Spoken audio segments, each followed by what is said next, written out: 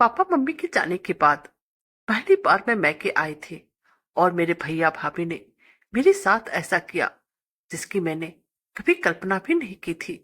मैं तो वहां अपना फर्ज निभाने भी गई थी, लेकिन मुझे नहीं पता था वहां जाने के बाद मेरे साथ यह सब होगा। और फिर मैंने भी मन ही मन ये सोच लिया कि अब मुझे क्या करना है। और फिर पति के बिना पत्नी और पत्नी के बिना पति कितना अधूरा हो जाता है, इसका बुढ़ापे में ही एहसास होता है। माँ के जाने के बाद तो पापा के जीने की जिज्ञासा ही खब समाप्त हो चुकी थी। और फिर करीब माँ के जाने के साल भर के अंदर ही पापा भी हम सभी को, बहन को अकेले छोड़कर इस दुनिया से चले गए। जब मम्मी पापा थे तो मेरा मन जब भी होता मैं अपने मायके खुशी खुशी चली जाती थी। मेरे अंदर एक अलग ही फुर्ती आ जाती थी। लेकिन अब पता नहीं क्यों, जब से मम्मी और पापा हमें छोड़कर चले गए हैं, ऐसा लगता है जैसे मैं कि छूट ही गया हो। पता नहीं क्यों एक लक्ष्मण रेखा सी खिंची हुई नजर आती है। साल भर पहले ही मैं मैके गई थी। यहाँ तक कि इस बार रक्षाबंधन पर भी मैंने राखी करियर के द्वारा अपने भाइयों को भेज दिया था। और अब करीब 2 साल बीत जाने के बाद इस बार भाइयों ने भी बहुत आग्रह किया कि छुट्टियों में कम से कम 2 दिन के लिए तो मैके आ जा। और फिर ना चाहते हुए मैंने मात्र 2 दिन के लिए मैके जाने के लिए एक छोटा सा प्रोग्राम बनाया। रास्ते ट्रेन की गति और मेरे ख्यालों की गति जुगलबंदी कर रहे थे। पापा की बरसी के बाद पहली बार मैके जा रही थी और रास्ते भर यही सोच रही थी कि ना जाने अब सबका व्यवहार कैसा होगा। यही सोच सोचकर हृदय बैठा जा रहा था। जब से पापा ने अपनी वसीयत में भैया के साथ मेरा नाम भी जोड़ दिया था, तब से भाभी का व्यवहार मेरे प्रति बदल गया था। रिश्तों में अजीब सी दरार आ गई थी। भाई बहन का प्यार वसीयत की बलि चढ़ गया था। अरे बेटियां अपने मायके सिर्फ अपने माता पिता भाई भाभी का स्नेह लेने के लालच में आती है। सिर्फ यही लालच होता है कि उनके मायके के द्वार उनके लिए सदा खुले रहे। यही सब सोचते सोचते मैं अपने गंतव्य पहुंच गई थी। भैया स्टेशन पर मुझे लेने आए थे।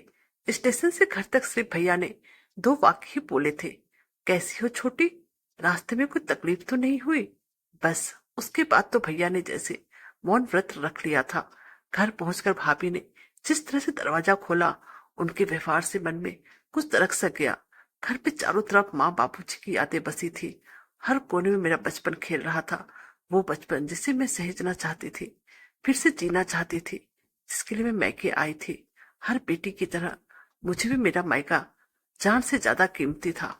मुझे अपनों के बीच पराया जैसा लगा था। आंखें बार बार छलकने को बेचैन थी। रात को खाने की टेबल पर मैंने कमरे में पसरे मौन को तोड़ते हुए बोला, भैया कुछ बात करनी है। बोल छोटी। वो बाबूजी की वसीयत के विषय में। देख छोटी, इस विषय में मुझे कोई बात नहीं करनी है। इसके अतिरिक्त कुछ और कहना हो तो बोलो, कहकर भैया उठकर अपने कमरे में चले गए। माही तुम सिर्फ 2 दिन के लिए अपने मैके आई हो, आराम से रहो, भाभी कहकर टेबल से सामान उठाने लगी। सिर्फ 2 दिन? भाभी के कई शब्द मेरे कानों में शीशे घोल रहे थे। मैं बिना किसी कसूर के अपने मायके में मुजरिम के समान खड़ी थी। होनी नामुमकिन सी थी।